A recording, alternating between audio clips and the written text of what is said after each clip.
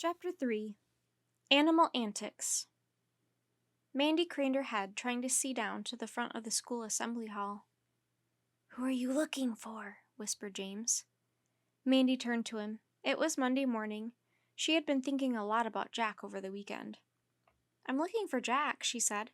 "Remember, we said we'd keep an eye on him." "And we will, if he'll let us," said James. The younger children were lined up at the front of the hall.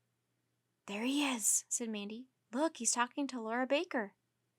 James smiled. "Maybe he's made a friend already," he said. "Laura is really nice. She's very excited now because one of her rabbits is having babies." Mandy nodded. "Fluffy's babies are due any day," she said. "Maybe she's telling Jack about it." But James shook his head. "Maybe she is, but Jack doesn't seem interested. Look, he stopped talking now." Mandy watched as the little boy's head drooped. "He looks really sad, James." James nodded. "We'll make sure we see him at recess," he said, "and we'll try to cheer him up." Just then, Mrs. Garvey, the principal, called the room to attention. "As you know, we will be having the school picnic soon," she said, "and I want you all to think of a theme for the day. I'm looking for suggestions." Her eyes twinkled. "Though we've had so many over the years, I don't know if you can come up with anything new." The students of Welford Village School had a picnic on Beacon Hill every summer, and every year there was a different theme. Last year it had been pirates, and they'd had games like walking the plank and tug of war. Mandy stuck her hand in the air and waved it frantically.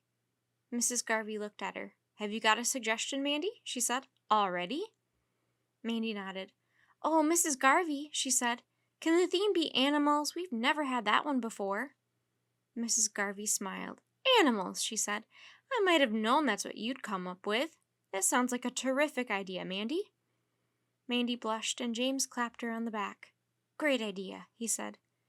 "What do the rest of you think?" asked Mrs. Garvey. There was a general murmur of approval from the rest of the pupils. "I think it sounds terrific," said Peter Foster. "Can I bring Timmy?" Mrs. Garvey gave him a look. "As long as you don't let him off the leash, Peter," she said. "We all know the mischief Timmy can get into." "Can we have a go-kart race at the picnic?" Andrew Pearson said. "Beacon Hill is great for go-karts." Andrew was in Mandy's class. His older brother had helped him make a go-kart last year. It started a craze, and now a lot of kids in the village had go-karts. James had been talking about getting his dad to help him make one. Mrs. Garvey looked doubtful. "That depends, Andrew," she said. "How many people have go-karts?" Half a dozen hands shot up into the air, Peter's among them.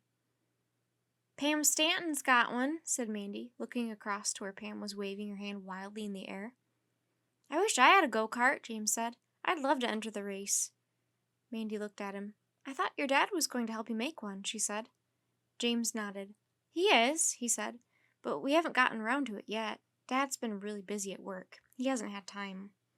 "I could help you," Mandy said. James smiled. "Thanks, Mandy," he said, "but I wouldn't even know where to start, and Dad says if I have a go-kart, it has to be safe." Mrs. Garvey counted the raised hands. "Oh, well," she said, "there's plenty of competition for a race. I think we can have a go-kart race." "What's that got to do with animals?" Jill Redfern said. "We can give the go-karts animal names," said Andrew. Jill grinned. "Peter can call his the Terrier," she said.